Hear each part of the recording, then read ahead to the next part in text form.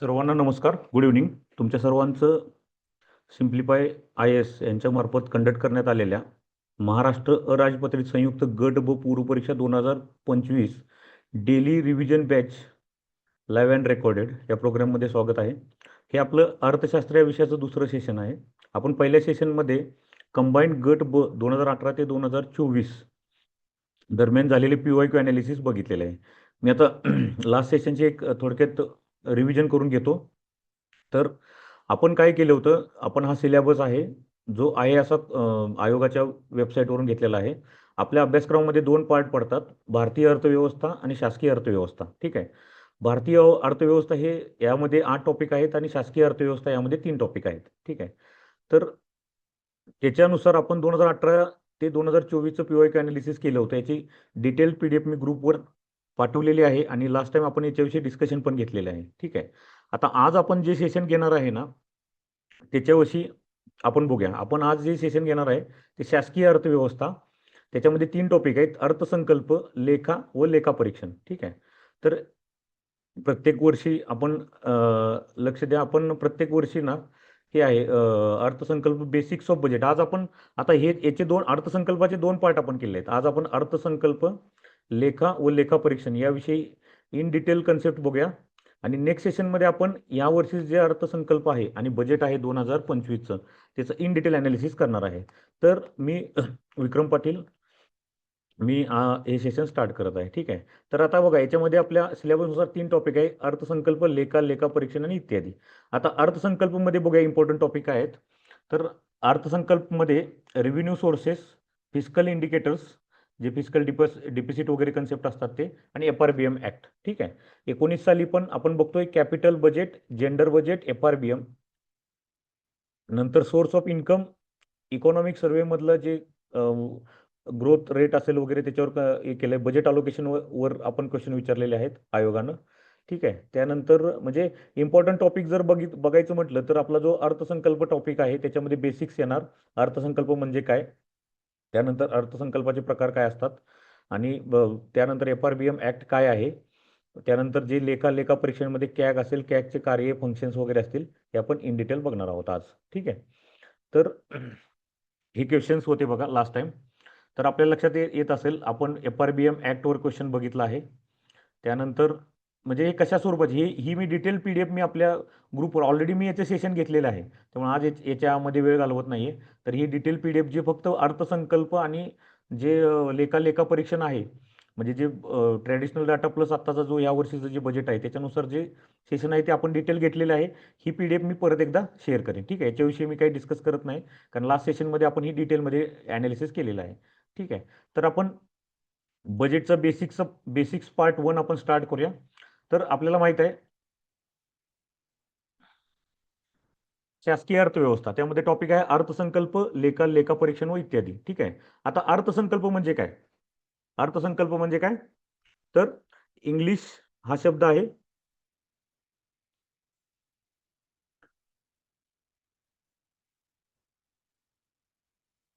English शब्द आहे. याच्याविषयी बजेटचा अर्थ काय होतोय,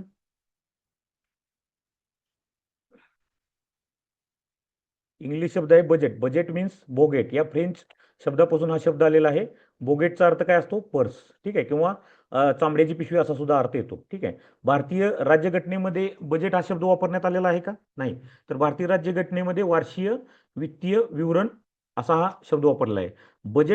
बजेट या शब्दाचा जर सर्वप्रथम वापर कोणी केलेला आहे, इंग्लंड या देशामध्ये 1733 साली. ठीक आहे. व्याख्या काय, बजेट म्हणजे काय, आता आपण इथून सुरुवात करूया. पुढील आर्थिक वर्षाच्या शासकीय जमा खर्चाच्या कायदेमंडळापुढे विचारार्थ ठेवायच्या प्राथमिक स्वरूपातील योजनांचा व शिफारशींचा समावेश ज्या कागदपत्रात केलेला असतो त्याला आपण बजेट म्हणायचं. महत्वाचे शब्द काय आहेत, शासकीय जमा व खर्च कुणासमोर आपण ठेवतो, कायदेमंडळापुढे. बरोबर आहे. यामध्ये योजना असतात आणि शिफारशी असतात, याचा समावेश असतो.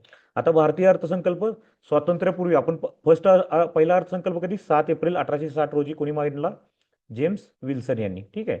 1947-48 मध्ये लियाकत अली खान, जे इंटरिम गव्हर्नमेंट होतं त्यामध्ये मांडला गेला, लियाकत अली खान. म्हणजे पहिला जर अर्थसंकल्प भारतामध्ये म्हटलं तर जेम्स विल्सन 1860, आणि जर पहिल्या भारतीयनं जर म्हटलं तर लियाकत अली खान 1947-48. ठीक आहे. त्यानंतर 26 नोव्हेंबर 47ला स्वातंत्र्यानंतरचा पहिला आहे. तो मांडलेला आहे आर के षण्मुखन चेट्टी, वित्तमंत्री होते त्यावेळेला. ठीक आहे. आता अर्थसंकल्पाची व्याप्ती बघूया. आता अर्थसंकल्पामध्ये काय काय स्कोप आहे, तर यामध्ये काय असतं, कोणत्याही वर्षाच्या अर्थसंकल्पात जमा खर्चाचे 3 वर्षाचे आकडे असतात. किती? 3 वर्षाचे आकडे असतात. त्यामध्ये पुढील वित्तीय वर्षाचे अर्थसंकल्पीय अंदाज असतात. त्यानंतर चालू वित्तीय वर्षाचे पुढील अर्थसंकल्पीय अंदाज, चालू वित्तीय वर्षाचे अर्थसंकल्पीय अंदाज व संशोधित अंदाज, रिवाइज एस्टिमेट पण असतात. आणि गेल्या वित्तीय वर्षाचे प्रत्यक्ष आकडे असतात, ऍक्च्युअल्स आपण त्याला म्हणतो. ठीक आहे. असे हे 3 कॉम्पोनंट आहेत. आता आपल्याला माहित आहे, आपण आता इथंच बघितलं की पहिला अर्थसंकल्प भारतामध्ये जेम्स विल्सन 1860, पहिल्या भारतीय जर असं म्हटलं तर 1947-48ला लियाकत अली खान, आणि स्वातंत्र्यानंतर पहिला म्हटलं तर आर के षण्मुखन चेट्टी वित्तमंत्री होते 26 नोव्हेंबर 1947ला. त्यानंतर जॉन मथाई हे 18 फेब्रुवारी 1950 रोजी भारतीय गणराज्याचा पहिला अर्थसंकल्प यांनी मांडला. ठीक आहे, जॉन मथाई. ठीक आहे. हे नियोजन आयोगाची स्थापना याच अर्थसंकल्पामध्ये झालेली आहे. ठीक आहे. 1951ला आपल्याला माहिती आहे पहिलं इलेक्शन झालेलं आहे, 23 मे 1952 रोजी. तर फायनान्स मिनिस्टर कोण होते? C D Deshmukh. ठीक आहे. तर हे घटनेनुसार निवडलेल्या सरकारचा पहिला अर्थसंकल्प कोणी मांडला? तर सी डी देशमुख यांनी मांडला. लक्षात ठेवा. त्यानंतर जर आपल्याला असा प्रश्न विचारला की किती पंतप्रधानांनी अर्थसंकल्प मांडला और कोणत्या कोणत्या मांडला, तर 3 पंतप्रधानांनी मांडला होता अर्थसंकल्प. 1958ला पंडित नेहरूंनी, 1970ला इंदिरा गांधींनी, 1987ला राजीव गांधींनी. ठीक आहे. त्यानंतर सगळ्यात जास्त अर्थसंकल्प कोणी मांडला असा जर प्रश्न विचारला तर कोणी मांडलेला आहे? मोरारजी देसाई यांनी मांडलेला आहे 10 वेळा. त्यामध्ये 8 वार्षिक आणि 2 मध्यावधी. त्यानंतर पी चिदंबरम यांनी 9 वेळा मांडला, 8 वार्षिक आणि 1 मध्यावधी. आणि आता निर्मला सीतारामन जे आहेत त्यांनी 8 वेळा मांडला, त्यामध्ये 6 वार्षिक आणि 2 मध्यावधी असे. पण हे लक्षात ठेवा, यांनी कॉन्झिक्युटिव्हली मांडलेलं आहे हे. त्यामुळे निर्मला सीतारामन लक्षात ठेवा 8 वेळा मांडलेला आहे यांनी. ठीक आहे. त्यानंतर अर्थसंकल्प कोण तयार करतं? तर भारत सरकार, त्यामध्ये वित्त मंत्रालय, finance ministry, department of economic affairs आणि बजेट डिव्हिजन. ठीक आहे. वेळ व दिनांक, आता बघा आपण अर्थसंकल्प मांडायची जी वेळ आहे, आता भारताच्या स्वातंत्र्यापूर्वी का नाही, इंग्लंडचा अर्थसंकल्प सकाळी मांडला जायचा आणि भारतामध्ये तो संध्याकाळी 5 वाजता मांडला जायचा. ठीक आहे. म्हणजे स्वातंत्र्यापूर्वी काय वेळ होती? 5 वाजताची. स्वातंत्र्य झाल्यानंतर सुद्धा संध्याकाळीच आपण हा अर्थसंकल्प मांडत होतो. 2001-2 साली यशवंत सिन्हा हे फायनान्स मिनिस्टर होते, त्यांनी सकाळी 11 वाजता प्रथमतः मांडला. ठीक आहे.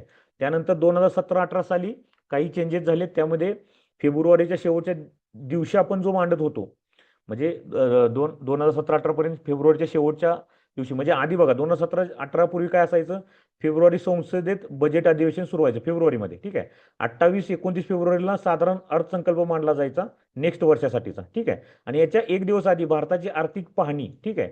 आणि त्याच्या 1 दिवस आधी 25-26 फेब्रुवारीला रेल्वेचा अर्थसंकल्प. म्हणजे सुरुवात आधी काय व्हायची? रेल्वेचा अर्थसंकल्प, त्यानंतर भारताची आर्थिक पाहणी, त्यानंतर फेब्रुवारीच्या शेवटच्या तारखेला आपण साधारण अर्थसंकल्प मांडत होतो. ठीक आहे. पण आता चेंजेस काय झाले 2017-18 नंतर? फेब्रुवारीच्या शेवटच्या दिवशी म्हणजे 1 फेब्रुवारीला, तर त्यावेळेला सर्वप्रथम कोणी मांडला? 1 एप्रिल 2017ला अरुण जेटलींनी. लक्षात ठेवा. रेल्वे अर्थसंकल्प याच वर्षी बंद करण्यात आला. हे 92 वर्षापूर्वी सुरू करण्यात आलेला होता रेल्वे अर्थसंकल्प. ठीक आहे. हे 25-26 फेब्रुवारीला रेल्वेचा जो अर्थसंकल्प मांडत होते, 1921च्या ॲक्वर्थ समितीनुसार 1924 पासून हा रेल्वे अर्थसंकल्प सुरू झाला होता. लक्षात ठेवा. आपण हा सेपरेट बजेट मांडत होतो 1924 पासून. ॲक्वर्थ कमिटी जी 1921 साली होती त्याच्यानुसार हा सेपरेट करण्यात आला होता. तर तो सुद्धा बंद झाला 2017-18 साली. ठीक आहे. मग आत्ताची जर टाइमलाईन जर विचार केला तर कसं असणार आहे? 3rd वीक ऑफ जानेवारीला अर्थसंकल्पीय अधिवेशन, 30 व 31 जानेवारीला भारताची आर्थिक पाहणी, 1 फेब्रुवारीला साधारण अर्थसंकल्प, फेब्रुवारी-मार्चमध्ये अर्थसंकल्पाला कायदेशीर मान्यता आणि 1 एप्रिलला आर्थिक वर्ष सुरू. म्हणजे 1 एप्रिल सुरू व्हायच्या आधी आपला अर्थसंकल्प कंप्लीट, अर्थसंकल्पाची प्रोसेस कंप्लीट व्हायची. ठीक आहे. आता तिसरा चेंजेस काय केला? महसुली व भांडवली खर्चाचे आधी काय वर्गीकरण होते? योजना व गैरयोजना खर्चात होते, ती पद्धत रद्द करून कारण नियोजन आयोग बरखास्त केलं, त्यामुळे ही एक प्रथा बंद झाली. ठीक आहे. 2017-18 नंतर 3 चेंजेस बघा आपण काय केलं. पहिलं म्हणजे फेब्रुवारीच्या शेवटच्या दिवशी जो अर्थसंकल्प मांडत होतो 1 फेब्रुवारीला मांडला. रेल्वे अर्थसंकल्प जो सेपरेट मांडतो तो बंद केला आणि योजना गैरयोजना खर्च बंद केल्या. ठीक आहे. आता आर्थिक व वित्तीय वर्ष बघूया आपण. आपल्याला माहिती आहे 1 एप्रिल हे आपलं आर्थिक वर्ष आहे, पण 1 एप्रिल ते 31 मार्च हे कधीपासून होतं? तर 1967 पासून होतं. लक्षात ठेवा, इम्पॉर्टंट आहे. त्यानंतर 1 मे ते 30 एप्रिल म्हणजे 1867च्या आधी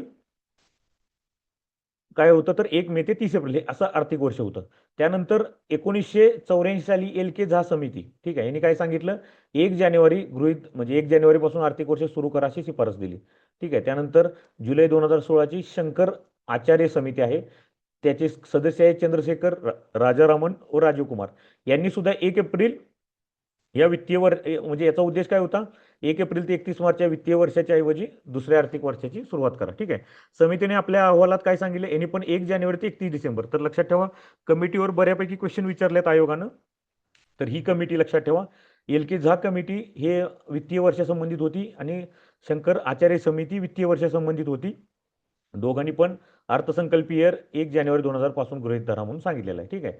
आता अर्थसंकल्पीय प्रक्रिया व घटनात्मक तरतुदी आपण बघूया. तर अर्थसंकल्पाच्या 4 अवस्था आहेत. पहिला म्हणजे काय, अर्थसंकल्प तयार करणे. हे कोण करतं आपण बघितलेलं आहे आताच, फायनान्स मिनिस्ट्री, त्यामध्ये department of economic affairs and budget division. ठीक आहे.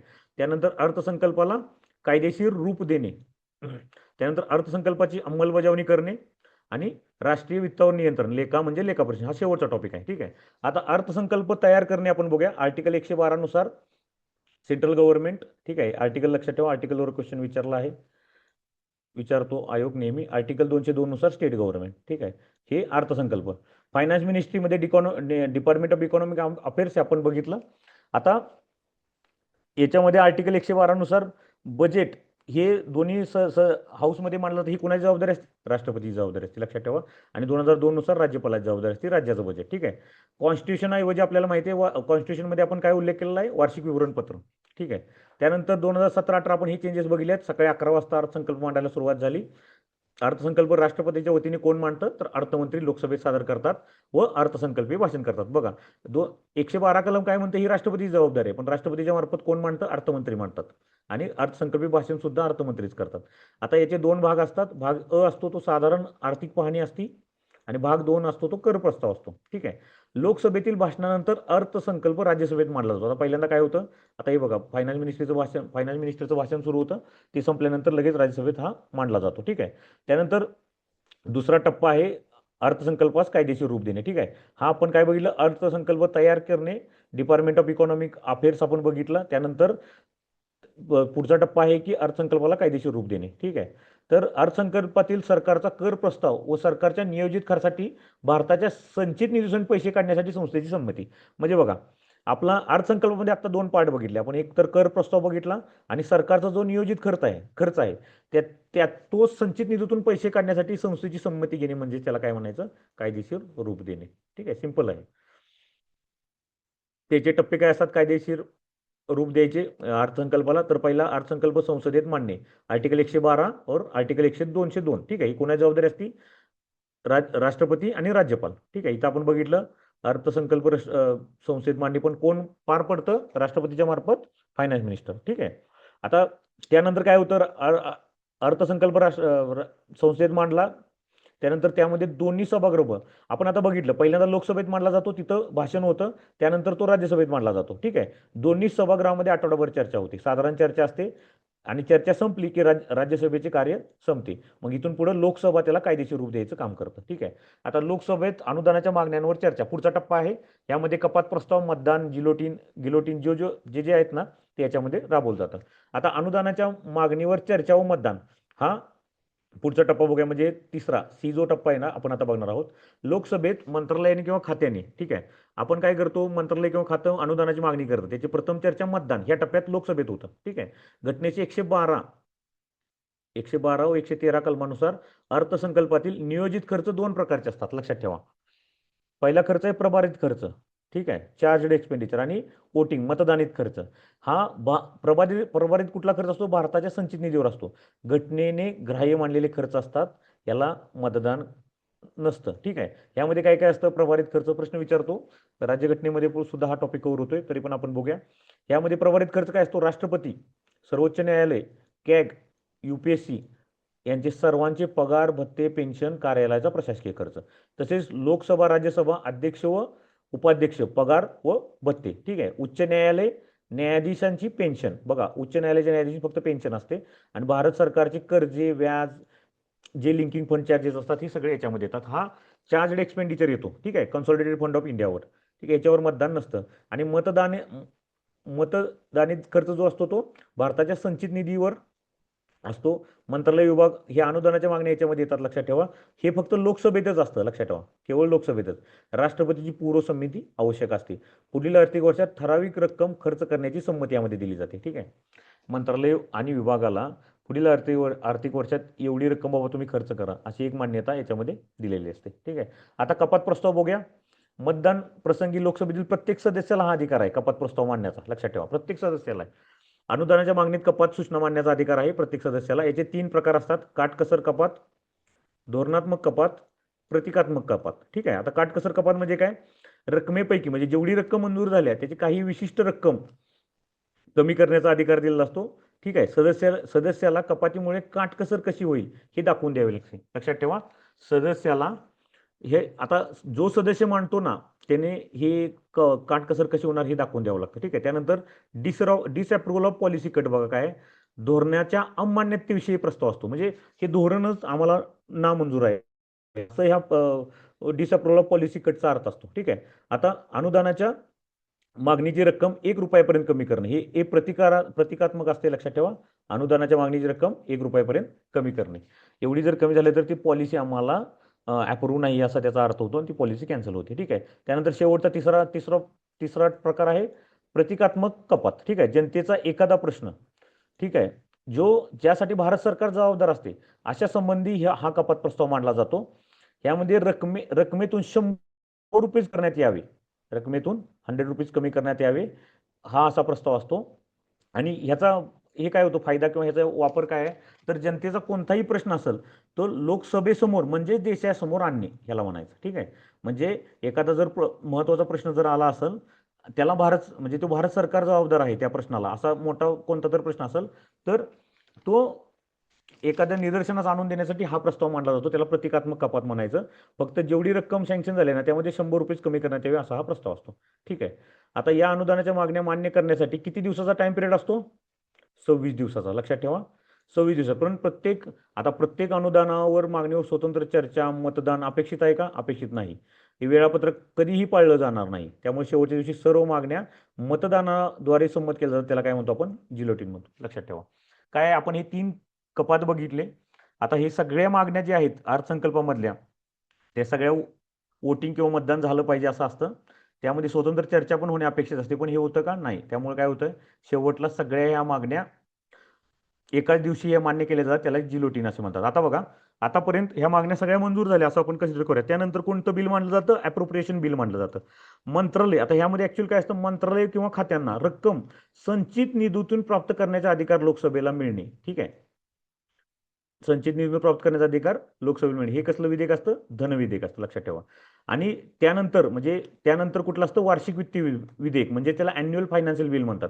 यामध्ये सरकारचे सर्व वित्तीय प्रस्ताव म्हणजे यामध्ये कर आकारणी वगैरे असेल, अर्थसंकल्प मांडतानाच म्हणजे हे अप्रोप्रिएशन बिल असेल, अॅन्युअल फायनान्स बिल असेल, मांडतानाच हे मांडले जातं. विनियोजित विधेयक पारित झाल्यानंतर म्हणजे हे अप्रोप्रिएशन बिल पारित झाल्यानंतर वार्षिक वित्तीय विधेयक हे विचारात घेतले जाते. हे सुद्धा धन विधेयक आहेत, लक्षात ठेवा. ही 2 विधेयक आहेत. ह्या 2 विधेयकाच्या संमतीनंतर फायनल अर्थसंकल्प मंजूर झाला असं मानलं जातं.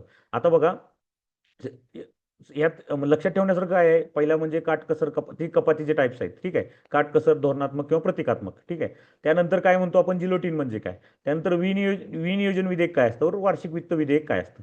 ठीक आहे. इम्पॉर्टंट आहे. आता अर्थसंकल्प मांडल्यापासून किती दिवसाच्या आत? 75 दिवसाच्या आत वित्त विधेयक संसदेत संमत करून राष्ट्रपती संमती मिळणे आवश्यक असते, लक्षात ठेवा. 75 डेजचा पिरियड एक लक्षात ठेवा. आता यानंतर आपण काही अनुदानाच्या मागण्या आपण बघणार आहोत. लेखानुदान म्हणजे काय? Vote on account. काय असते? सरकार काही कालावधी म्हणजे लेस दॅन 12 मंथ विविध बाबीवर खर्च करण्यासंबंधीचं असतं वोट ऑन अकाउंट म्हणजे लेखानुदान.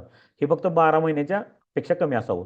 संसदेकडे मागणी अर्थसंकल्पावर लागणारे. आता काय होतं? अर्थसंकल्पाची प्रोसेस मोठी असल्यामुळे ना हे संसदेकडे याची मागणी केली जाते वोट ऑन अकाउंट, की अर्थसंकल्प जोपर्यंत मंजूर होत नाही ना तोपर्यंत काही पैसे मंजूर करा. ठीक आहे. वार्षिक विवरणपत्राबरोबरच लेखानुदान मांडले जाते, लक्षात ठेवा. वार्षिक विवरणपत्राबरोबरच लेखानुदान मांडले जाते म्हणजे बजेट सोबतच हे मांडले जाते. सहसा 2 महिन्यांसाठी. ठीक आहे. 2 महिन्यांसाठी सहसा असतं. 2 महिने आणि हा कसा असतो? हे टोटल खर्चाच्या 1/6 किंवा 2 महिन्याचा ॲव्हरेज खर्च काढला जातो. लेखानुदान मंजूर करण्यात येतं. लक्षात ठेवा 2 महिन्यांसाठीच असतं. 2 महिन्याचा खर्च कॅल्क्युलेट केला जातो किंवा वार्षिक जो खर्च असेल त्याच्या 1/6 हा लेखानुदान मंजूर करण्यात येतो. पण 2017-18 साली काय झालं? अर्थसंकल्प 1 फेब्रुवारीला मांडण्यात आला. आता लेखानुदानाची गरज राहिली नाही. दरवर्षी आधी लेखानुदान हे करावं लागत होतं, पण आता गरज नाही. हे कधी लागतं? फक्त सार्वत्रिक निवडणुकीच्या काळात. बरोबर आहे.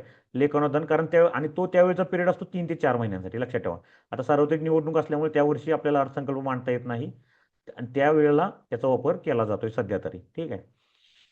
आता त्यानंतर बघा, हे पहिलं बघितलं लेखानुदान, वोट ऑन अकाउंट त्याला म्हणतो. सप्लिमेंटरी ग्रँट म्हणजे काय बघूया. संसदेने विनियोजन विधेयकाद्वारे संमत केलेले एखाद्या विशिष्ट खर्चाची रक्कम त्या वर्षासाठी अपुरी ठरते. बरोबर आहे का? म्हणजे संसद एखाद्या खर्च मंजूर करते, त्या वर्षी अपुरी ठरते, त्यावेळेला जे जे ग्रँट किंवा जे मंजुरी मानली जाते त्याला आपण सप्लिमेंटरी ग्रँट म्हणतो. ठीक आहे. अपुरी ठरली की सप्लिमेंटरी ग्रँट. त्यानंतर अतिरिक्त ॲडिशनल ग्रँट, अर्थसंकल्पात विचारात न घेण्यात आलेली एखादी खर्चाची बाब नंतर जर निदर्शनास आली तर त्याला ॲडिशनल ग्रँट म्हणतात. ॲडिशनल ग्रँट किंवा अतिरिक्त अनुदान असे म्हणतात. त्यानंतर नेक्स्ट आहे अधिक अनुदान म्हणजे एक्सेस ग्रँट. चालू वर्षात एखाद्या बाबीवरील खर्च संस्थेने संमत केलेल्या खर्चापेक्षा अधिक होऊन जातो. बरोबर आहे का?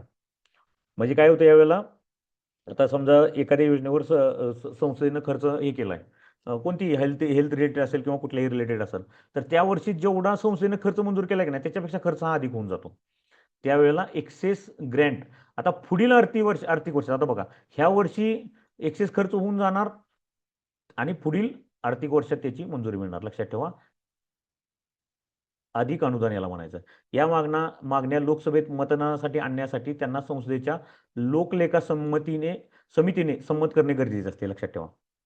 म्हणजे ज्यावेळेला खर्च जास्त होतो ना त्यावेळेला संसदेकडे यायच्या आधी लोकलेखा जी पब्लिक अकाउंट कमिटी आहे ना त्याने संमत करणे गरजेचे असते. ठीक आहे.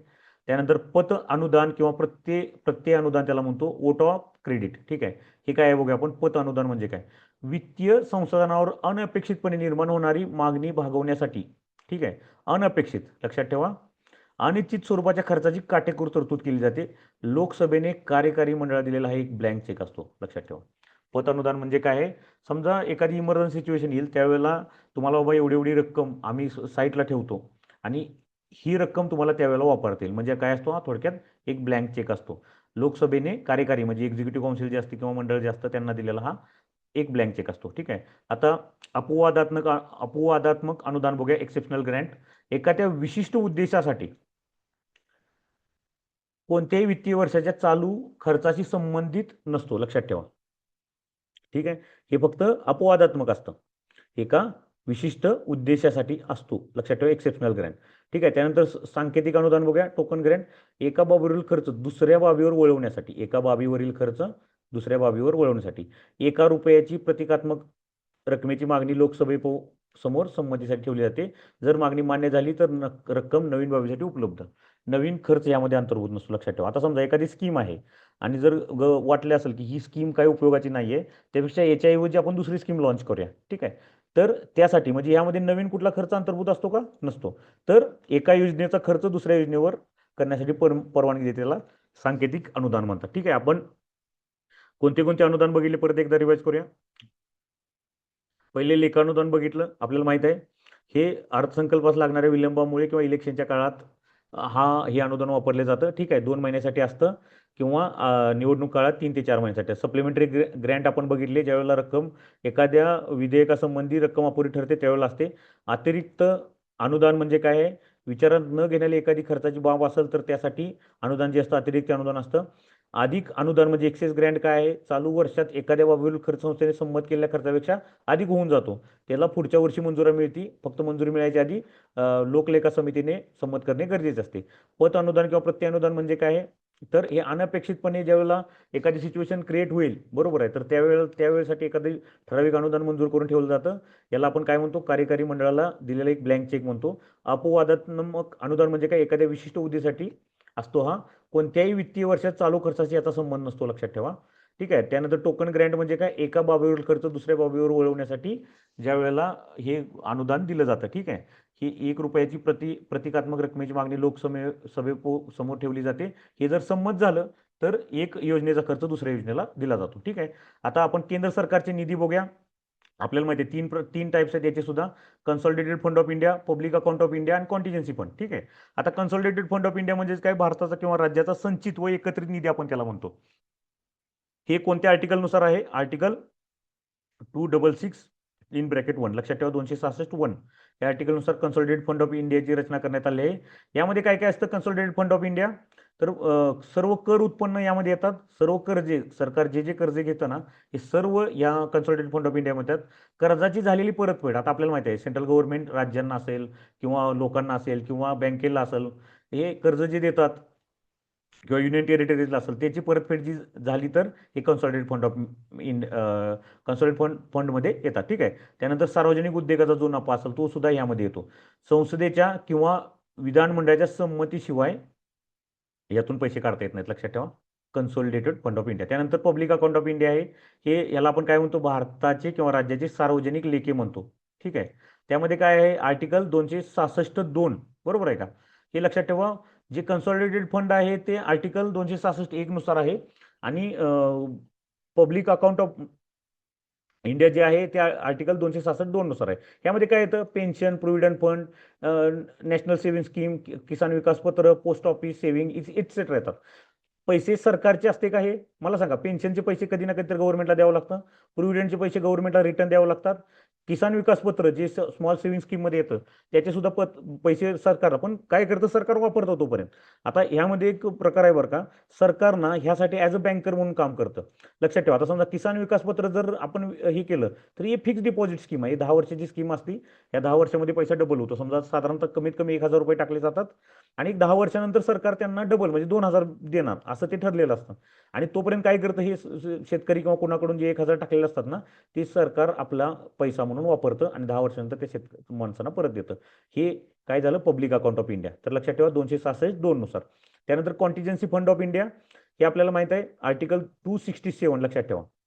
बघा, consolidated fund 266(1), public account of India 266(2) आणि कॉन्टिजेन्सी फंड आहे आर्टिकल 267. यामध्ये आकस्मिक खर्च भागवणे. ठीक आहे. आकस्मिक एखादा खर्च आला तर तो भागवणे संबंधित असतो. संसदेची संमती आवश्यक नसते, राष्ट्रपतीची संमती आवश्यक असते. खर्चानंतरच्या पुढच्या अधिवेशनात त्याची संमती मिळते, कॉन्टिजेन्सी फंड ऑफ इंडिया. ठीक आहे. त्यानंतर आपण बघूया आता आपण धनविधेयक इथं आपण बघितले, लक्षात ठेवा. हे काय विनियोजन विधेयक किंवा वार्षिक वित्त विधेयक हे धनविधेयक असतात, बरोबर आहे. विनियोजन विधेयक म्हणजे काय, फायनल अर्थसंकल्पाला मंजुरी मिळाल्यानंतर जे शेवटचं बिल जे मांडलं जातं की ते बिल जर पास झालं तर डायरेक्ट पैसा अवेलेबल करून द्यायचं असतं, त्याला विनियोजन विधेयक म्हणतात. आणि त्यानंतर शेवटचं असतं तर वार्षिक वित्त विधेयक. याच्यानंतर म्हणजे अप्रोप्रिएशन बिल नंतर अॅन्युअल फायनान्स बिल मांडलं जातं. हे दोन्ही धनविधेयक आहेत. तर आपण धनविधेयक म्हणजे काय याच्या बेसिक्स बघूया. आपल्याला माहित आहे पार्लमेंटमध्ये जी बिल्स मांडले जातात ना ते 3 टाइप्स असतात, साधारण विधेयक असतं, घटना दुरुस्ती विधेयक असतं आणि धनविधेयक असतं. आता धनविधेयक बघूया. सरकारच्या आर्थिक व्यवहाराशी संबंधित, नावातच आहे धन म्हणल्यावर आर्थिक व्यवहाराशी संबंधित, आर्टिकल 110, लक्षात ठेवा. याच्यावर क्वेश्चन येऊन गेलेला आहे. पीवायक्यू अनालिसिसचं मी सेशन इन डिटेल घेतलेलं आहे, त्यानुसार तुम्ही त्यामध्ये बघा. आत्ता मी आज याची म्हणजे जे बजेट आम्ही जे सेशन घेणार आहे ना याच्यावर जे क्वेश्चन्स आहे विचारलेले आहेत आयोगाने, ती सुद्धा PDF मी थोड्या वेळात आपल्या टेलिग्राम ग्रुपवर मी शेअर करेन. ठीक आहे. त्यानंतर हा क्वेश्चन बघा. तर काय म्हणतंय, धनविधेयक म्हणजे काय, कर बाबी, शासनाचे कर्ज, तारण, संचित निधी, आकस्मिक निधी, संचित निधीवर प्रभावित खर्च, लेखापरीक्षण इत्यादी संबंधित बाबीचा उल्लेख असणारे विधेयक म्हणजे धनविधेयक. म्हणजे पैशा संबंधित ज्या बाबीचा, सगळ्या बाबींचा जो उल्लेख असतो त्याला धनविधेयक असे म्हणतात. दंड किंवा स्थानिक कर यामध्ये मोडत नाहीत, लक्षात ठेवा. दंड असेल किंवा स्थानिक कर असेल यामध्ये मोडत नाहीत. बरं, हे विधेयक धनविधेयक आहे की नाही हे कोण ठरवतं, आपल्याला माहिती आहे सभापती ठरवतात. धनविधेयक असल्याचे सभापतीचे प्रमाणपत्र आवश्यक लागतं. आता हे आर्टिकल 110 मध्ये काय दिलंय, धनविधेयकाची डेफिनेशन दिली आहे. आर्टिकल 117 काय सांगते, धनविधेयक असल्यास मांडण्यासाठी राष्ट्रपतींची शिफारस, लक्षात ठेवा. 117 काय सांगते, मांडण्याआधीच राष्ट्रपतींची शिफारस आवश्यक असते धनविधेयकाला. ठीक आहे. आता धनविधेयकासंबंधीची संसदेची कार्यपद्धती आर्टिकल 109 मध्ये दिलेली आहे. लक्षात ठेवा. हे आर्टिकल 2 पाठ पाहिजे आहेत आपले ना. राज्यघटना जर आपण अभ्यास करायचा म्हटलं तर आर्टिकल 1 ते कमीत कमी 150 पर्यंत आपल्याला तोंड पाठावेत. ठीक आहे. कारण ते खूप महत्त्वाचे असतात. ठीक आहे. आर्टिकल 109 बघूया काय, सुरुवातीला लोकसभेत मांडतात धनविधेयक, आपल्याला माहिती आहे राज्यसभेत मांडले जात नाही, बरोबर आहे. लोकसभेने संमत केल्यानंतर राज्यसभेत मांडले जाते. राज्यसभेने सदर विधेयक 14 दिवसाच्या आत सूचनासह किंवा सूचना व्यतिरिक्त लोकसभेत परत केले जाते. जर लोकसभेने ह्या सूचना स्वीकारल्या तर संमत झाला असं म्हणायचं.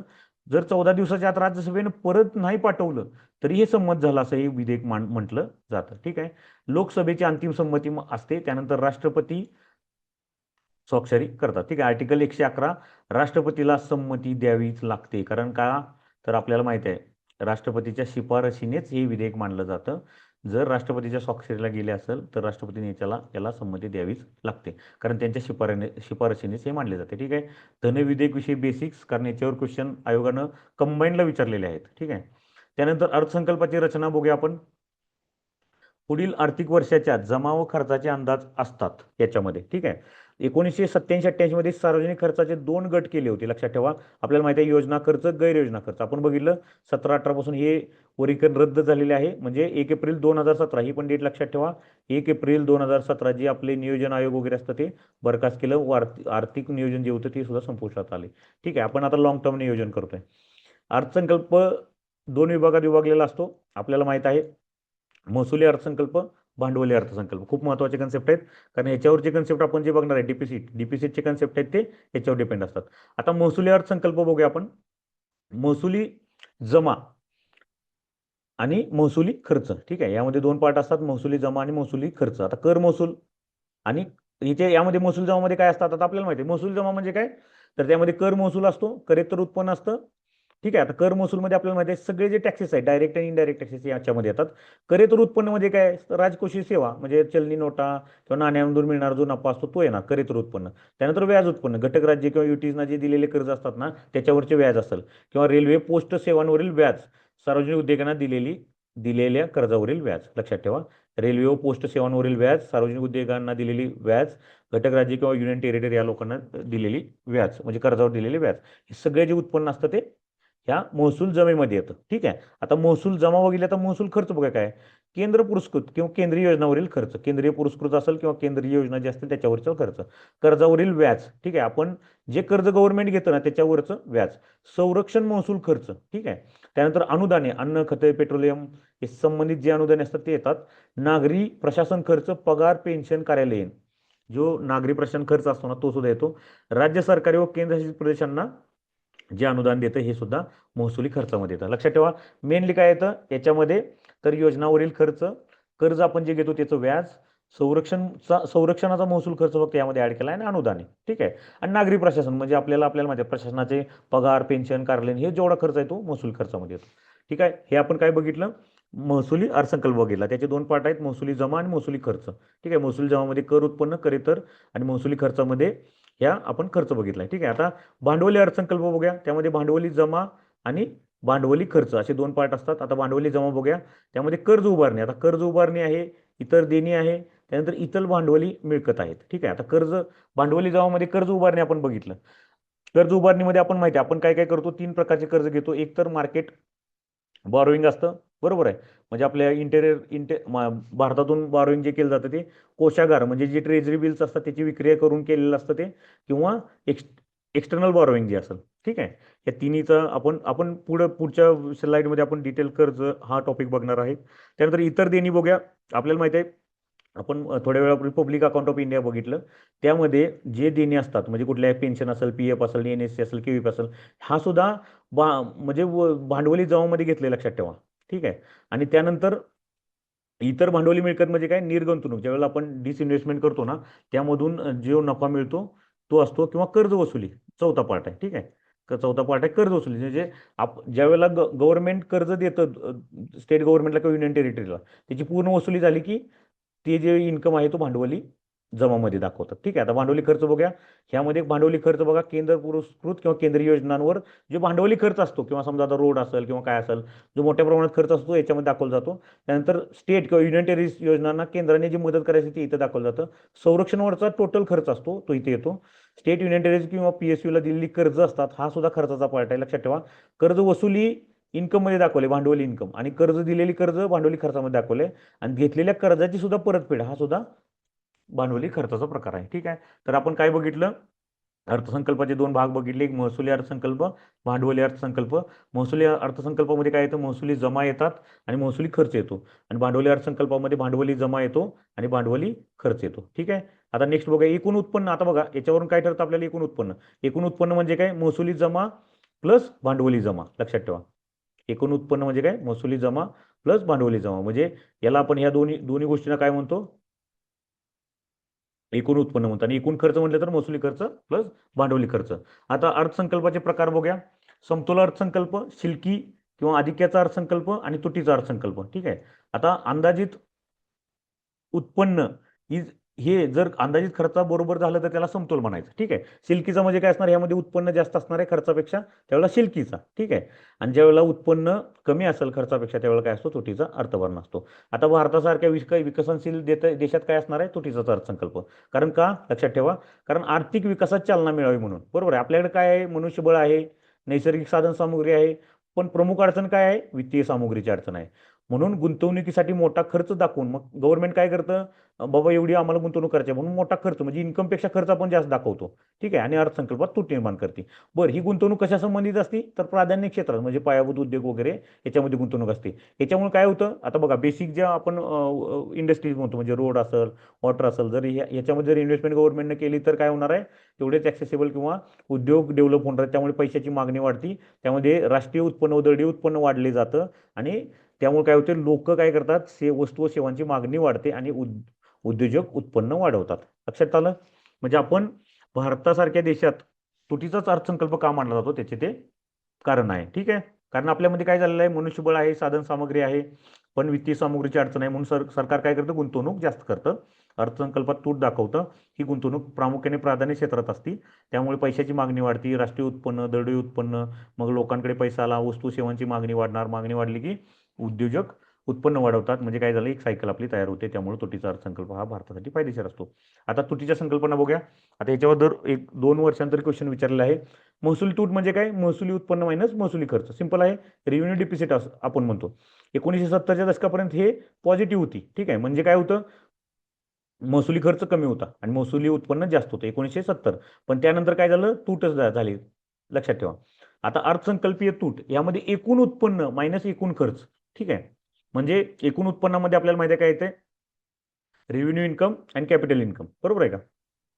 आणि एकूण खर्च म्हणजे काय, revenue expenditure plus capital expenditure, या दोन्हीला मायनस आपण करतो उत्पन्नातून, त्याला आपण काय म्हणतो, अर्थसंकल्पीय तूट म्हणतो. ठीक आहे. बजेटरी डिफिसिट आपण बघूया. याला आपण बजेटरी डिफिसिट सुद्धा म्हणतो. 1950-51 पासूनच आहे ही. 1997-98 साली काय झालं, सुखमाई चक्रवर्ती अध्यक्ष होते. त्यांची एक समिती होती, भारतीय चलन व्यवस्था विषयक समिती. त्यांनी काय सांगितलं, तुटीचा अर्थ भरण्यासाठी या तुटीचा वापर करणे बंद करा, आणि त्यानुसार बंद करण्यात आली. म्हणजे ही तूट आपण शून्य मानली. लक्षात ठेवा. अर्थसंकल्पीय तूट त्यालाच आपण बजेटरी डिफिसिट म्हणतो. बजेटरी डिफिसिट म्हणजे काय, एकूण सरकारचं उत्पन्न मायनस एकूण खर्च.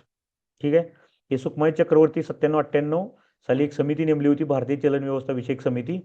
कमिटी लक्षात ठेवा, कमिटीवर 1 ते 2 क्वेश्चन प्रत्येक वर्षी असतात. ठीक आहे. तर यांनी काय केलं, तर ही तुटीचा संकल्प बंद करण्याचा म्हणजेच ही तूट शून्य केली. ठीक आहे. आता फिस्कल डिपॉझिट बघूया. बघा आता ही तूट तर बंद झाली. ठीक आहे. आता आपण इम्पॉर्टंट काय, महसुली तूट, रेव्हेन्यू डिफिसिट, त्यानंतर ही फिस्कल डिपॉझिट. फिस्कल डिपॉझिट म्हणजे काय, बघायच्या 3 डेफिनेशन आपण दिलेत.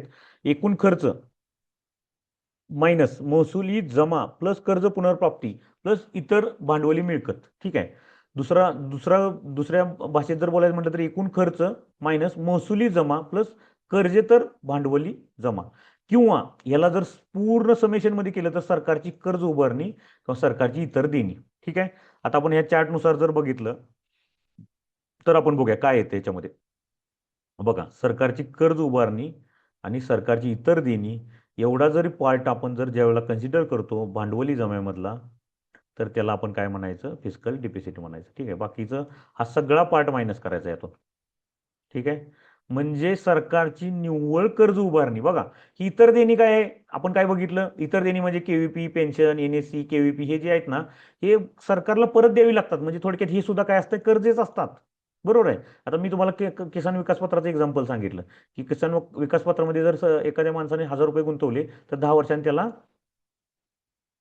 डबल म्हणजे 2000 रुपये भेटतात. ठीक आहे. म्हणजे 1000 काय झालं, गव्हर्नमेंट स्वतःच्या खिशातलं टाकतं. म्हणजे हे कर्जेच असतात, फक्त लॉंग टर्म असतात. कधी कधी लॉंग टर्म असतात, कधी कधी शॉर्ट टर्म असतात. बरोबर आहे. पेन्शनचा पैसा आपण म्हणतो किंवा फंड, प्रोव्हिडंट फंड म्हणतो. ठीक आहे. मग निव्वळ कर्ज उभारणी म्हणजेच काय, त्याला फिस्कल डिफिसिट म्हणायचं. ठीक आहे.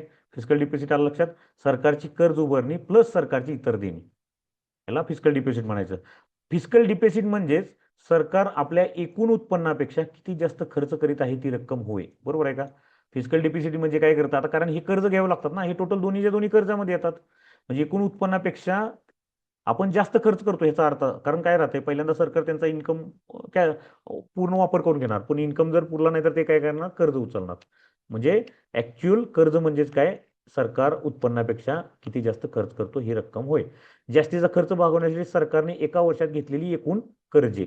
थोडक्यात जर म्हणायचं म्हटलं तर सरकारने एका वर्षात एकूण घेतलेली कर्जे. ठीक आहे. आता फिस्कल डिपॉझिट हे रकमेमध्ये दाखवलं जातं किंवा जीडीपीच्या पर्सेंटेजमध्ये दाखवले जाते. बरोबर आहे. आता सरकारच्या जमेपैकी अशी रक्कम जी भविष्यात सरकारने परत करावयाची असते, म्हणून तिला सरकारवर कर्जे निर्माण करणारी जमा सुद्धा म्हणतात. ठीक आहे.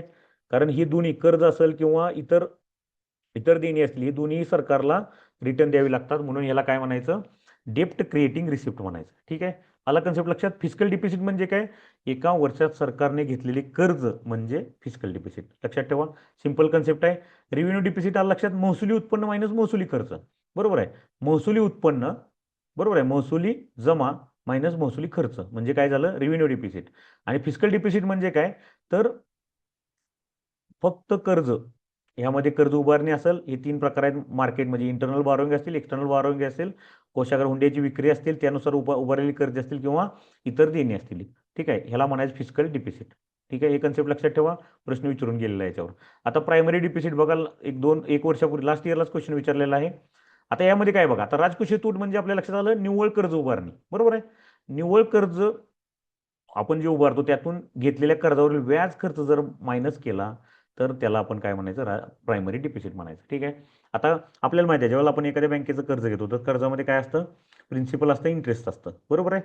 आपण आपण मगाशीच बघितलं, फिस्कल डिपॉझिटमध्ये निव्वळ कर्ज म्हणले जाते, पण निव्वळ कर्ज इन्क्लुडिंग इंटरेस्ट असं आपण म्हणतो. ज्यावेळेला इंटरेस्ट यातून मायनस केला जातो, म्हणजे फक्त प्रिन्सिपल असेल, म्हणजे आपण त्याला मराठी भाषेत म्हणतो मुद्दल, त्याला आपण प्रायमरी डिपॉझिट म्हणायचं. लक्षात ठेवा, प्राथमिक तूट इज इक्वल टू मुद्दल, लक्षात ठेवा, किंवा प्रिन्सिपल म्हणायचं. ठीक आहे. भारतात जे प्रिन्सिपल आहे किंवा जी मुद्दल आहे, म्हणजे व्याज सोडून जे कर्ज राहतात त्याला आपण म्हणायचं प्रायमरी डिपॉझिट. हा कन्सेप्टवर क्वेश्चन विचारून गेलेला आहे. 1992-93 पासून या संकल्पनेचा वापर केला जातो. लक्षात ठेवा. आता पुढचा आहे प्रभावी महसूल तूट. बरोबर आहे, इफेक्टिव्ह रेव्हेन्यू डिपॉझिट. 2011-12 म्हणजे आता रिसेंटली याचा वापर प्रथम सुरुवात केल्या. 2012 वार्षिक वित्तीय विधेयक, FRBM कायद्यात सुधारणा झाली होती, त्यावेळेला याला वैधानिक दर्जा दिलेला आहे, इफेक्टिव्ह रेव्हेन्यू डिपॉझिटला. लक्षात ठेवा, 2012ला वैधानिक दर्जा. आता महसुली तूट, याच म्हणजे इफेक्टिव्ह रेव्हेन्यू डिपॉझिट म्हणजे काय, महसुली तूट मायनस भांडवली मालमत्ता निर्माण करण्यासाठी वापरलेली अनुदाने. ठीक आहे. याला सानुग्रह अनुदाने सुद्धा म्हणतात. बरोबर आहे. आता महसूल तूट म्हणजे काय आपण बघितलं, लक्षात ठेवा. जसं प्रायमरी डिपॉझिट हा कन्सेप्ट हा फिस्कल डिपॉझिट वरून आला, बरोबर आहे का, तसा महसूल तुटीवरून हा कन्सेप्ट आला इफेक्टिव्ह रेव्हेन्यू डिपॉझिट. आता फिस्कल डिपॉझिट मधून जर आपण व्याज खर्च मायनस केला तर जो राहतो तो प्रायमरी डिपॉझिट. बरोबर आहे. तसंच महसुली तुटीतून अनुदाने वजा केली तर राहतो ते इफेक्टिव्ह रेव्हेन्यू डिपॉझिट. लक्षात ठेवा. आता आपण चार्ट बघूया. आपण चार्ट बघितलेला, महसुली तूट म्हणजे आपण बघितलं महसुली जमा मायनस महसुली खर्च. ठीक आहे. ह्यामध्ये काय करायचं, महसुली तुटीतून फक्त हे अनुदान आहेत बघा, इथं अनुदान आहेत किंवा राज्य सरकार केंद्र प्रदेशांना जी अनुदाने दिली जातात ती अनुदाने. ठीक आहे. अनुदाने मायनस केली तर त्यांना आपण काय म्हणायचं, इफेक्टिव्ह रेव्हेन्यू डिपॉझिट किंवा प्रभावी महसूल तूट. केंद्र सरकारने राज्य सरकारे बघा, केंद्र सरकारने राज्य सरकारे, घटनात्मक प्राधिकारी, स्वायत्त संस्था व योजना राबवणारे इत्यादी संस्था यांना जी अनुदाने दिली जातात त्यांना म्हणजे सानुग्रह अनुदाने हे मायनस करायचं महसूल तुटीतून, म्हणजेच इफेक्टिव्ह रेव्हेन्यू डिपॉझिट. आता हे 2012 साली जे वैधानिक दर्जा दिला होता त्यावेळेला काय ठरवलं होतं, 2015 पर्यंत इफेक्टिव्ह रेव्हेन्यू डिपॉझिट हे नष्ट करायचे. ठीक आहे. आलं लक्षात. आता तुटीचे कन्सेप्ट आपण बघितले. पहिली तूट बघितली महसुली तूट, ते आता अजून वापरात आहे. महसुली उत्पन्न मायनस महसुली खर्च. अर्थसंकल्पी तूट म्हणजे काय, एकूण उत्पन्न मायनस एकूण खर्च. राजकोषीय तूट आपल्या लक्षात आलं, निव्वळ कर्ज आपण त्यामध्ये म्हणूया, त्यामध्ये कर्ज प्लस इतर देणी येतात. आणि प्रायमरी डिपॉझिटमध्ये ज्यावेळेला, म्हणजे आपण म्हणतो एखादं कर्ज घेतलं म्हणजे आपण नुसतं कर्ज घेत नाही, बँकेला त्याचं इंटरेस्ट सुद्धा द्यावं लागतं. बरोबर आहे काय. मग निव्वळ कर्जातून व्याज वजा केलं की जे प्रिन्सिपल अमाऊंट राहते त्याला आपण प्रायमरी डिपॉझिट आपण असं म्हणतो. ठीक आहे. त्यानंतर इफेक्टिव्ह रेव्हेन्यू डिपॉझिट आपल्याला कळालं, ज्यावेळेला महसूल तूट असेल, महसुली उत्पन्न मायनस महसुली एक्सपेंडिचर. बरोबर आहे. त्यातून काय करायचं आपण, मायनस काय करायचं, अनुदाने मायनस केली की इफेक्टिव्ह रेव्हेन्यू डिफिसिट येते. ठीक आहे. आता आपण काय काय बघितलं बघूया आपण. अर्थसंकल्पाचे प्रकार बघितले, त्यानंतर भारतामध्ये तुटीचाच अर्थसंकल्प का मांडला जातो ते बघितलं, त्यानंतर तुटीचे वेगवेगळे संकल्पना बघितल्या. ठीक आहे. त्यानंतर आता आपण काय बनणार आहे, तुटीचा भरणा किंवा तुटीचे अर्थप्रबंधन म्हणजे त्याला डिफिसिट फायनान्सिंग असं म्हणतो. आता अर्थसंकल्पीय तूट बंद झाली आपण बघितली. तुटीचा अर्थ भरणा हा कशा संबंधित असतो, राजकोषीय तुटी संबंधित असतो. लक्षात ठेवा, राजकोषीय तूट भरून करण्याचे स्त्रोत आता आपण बघूया. ठीक आहे. तुटीचा अर्थ भरणा म्हणजेच राजकोषीय तूट. आता राजकोषीय तूट म्हणजे काय, सरकारचे निव्वळ कर्जे. ठीक आहे. हे हे भरून काढणे म्हणजे त्याला डिपॉझिट फायनान्सिंग म्हणतात. आता त्याचे दोन मार्ग आहेत. आता डिपॉझिट फायनान्स म्हणजे राजकोषीय तूट कशाने भरून काढतो, म्हणजे ऍक्च्युली राजकोषीय तूट म्हणजेच कर्ज, म्हणजे कर्ज कुठून घेतो त्याचा अर्थ. ठीक आहे. पहिलं असतं ते बाजाराकडून घेतलं जातं, म्हणजे मार्केट बॉरोइंग आपण म्हणतो, बाजार कर्ज. त्याला सरकारची अंतर्गत तसेच बाह्य कर्ज. अंतर्गत म्हणजे जनता असेल, व्यापारी असेल, व्यापारी बँका असतील किंवा इतर इतर स्टेट गव्हर्नमेंट असतील, याच्याकडून जे कर्ज घेतले जातात ते मार्केट बॉरोइंग असतात. बरोबर आहे का. आणि बाह्य कर्ज म्हणजे परकीय सरकारी असतील किंवा आंतरराष्ट्रीय संस्था असतील. ठीक आहे. हे मार्केट बॉरोइंग मध्ये येतात.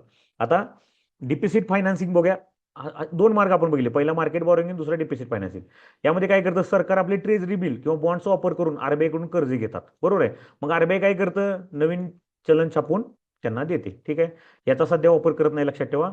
म्हणजे जे नवीन नोटा आपण जे छापतो प्रत्येक वेळेला, त्याचा वापर सध्या आपण करत नाही. कारण मॅक्झिमम आपण काय करतो, यापैकी बाजारी कर्जे चांगला स्रोत आहे. कारण ह्या बाजारी कर्जामुळे काय होतं, चलन पुरवठ्यात भर पडत नाही. बरोबर आहे का.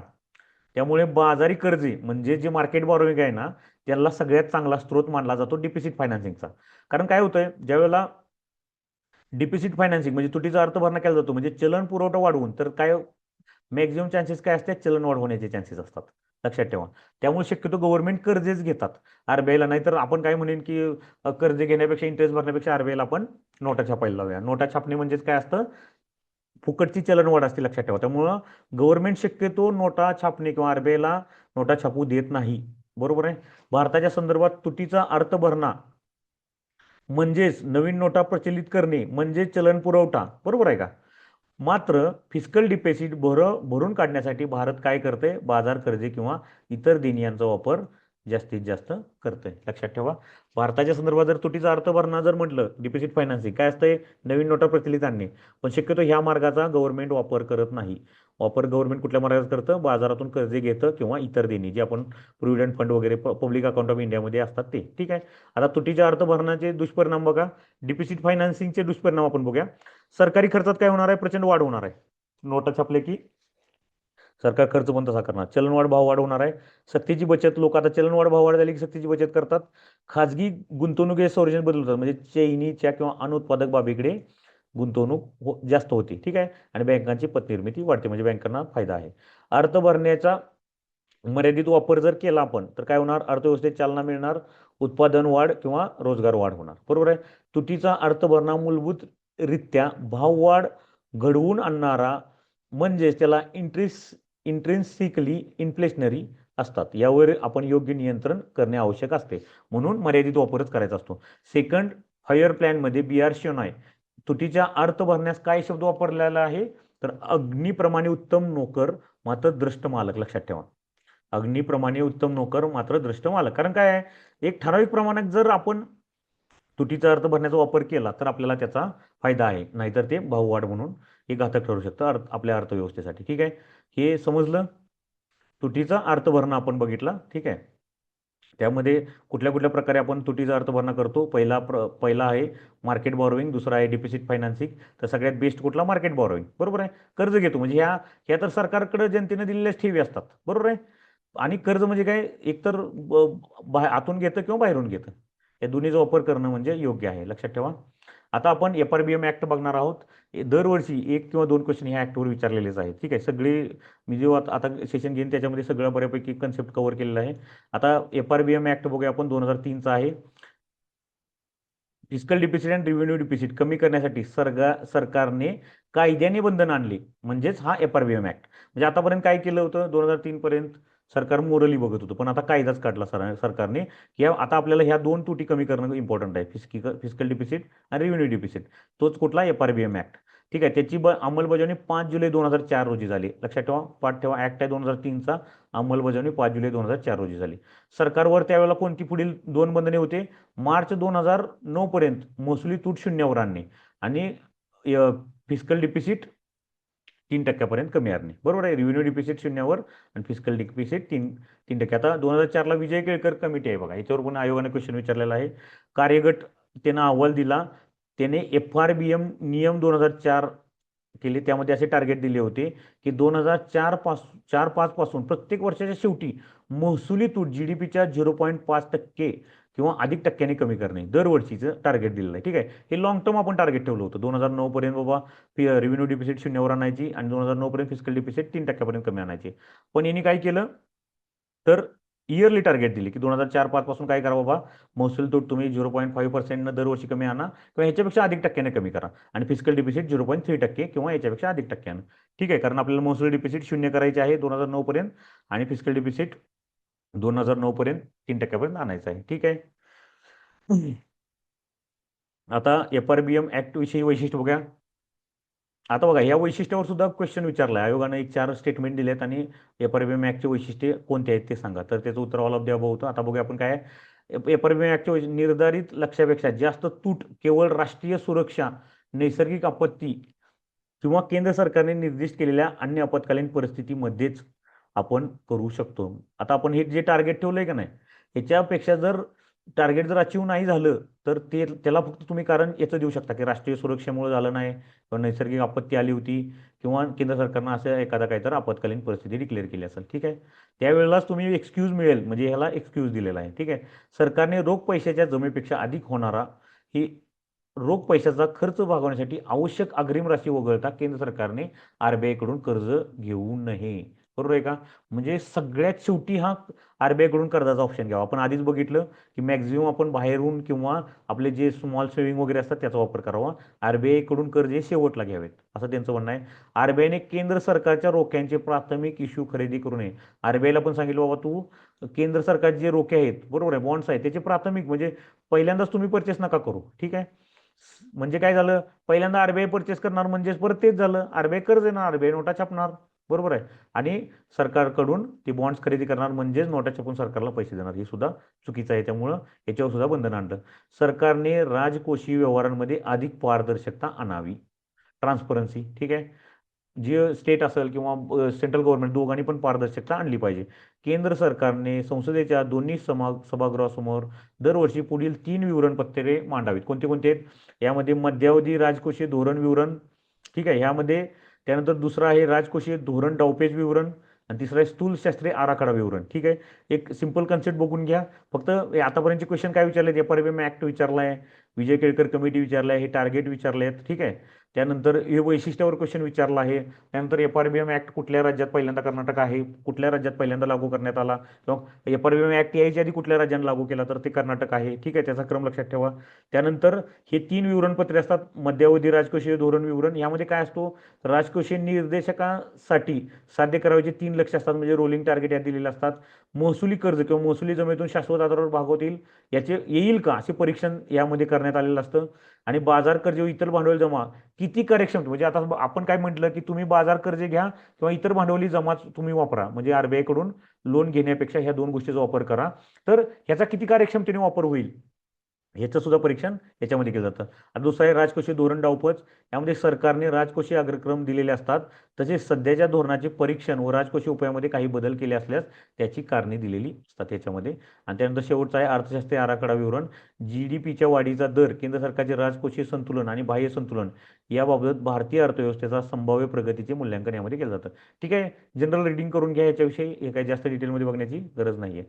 सरकारने अर्थसंकल्पीय जमा खर्चाचे कल दर्शवणारे त्रैमासिक परीक्षण केलेले आहे. ठीक आहे, त्यानंतर आता आपण बघूया 2016 साली एक कमिटी आली ती बघा. हा क्वेश्चन विचारलेला आहे असा क्वेश्चन विचारलेला आहे. ठीक आहे, NK सिंग कमिटी, खूप इम्पॉर्टंट आहे, क्वेश्चन येऊन गेलेला आहे. 2016 5 सदस्यीय कमिटी होती. ह्याचं मेन उद्देश काय हा प्रश्न विचारला होता. FRBM कायद्याचे व्यापक परीक्षण करणे. ठीक आहे. 2017 साली यांनी रिपोर्ट दिला. रिपोर्टचं नाव काय होतं? The committee in its responsible growth, a depth and physical framework for 21st century India. ठीक आहे.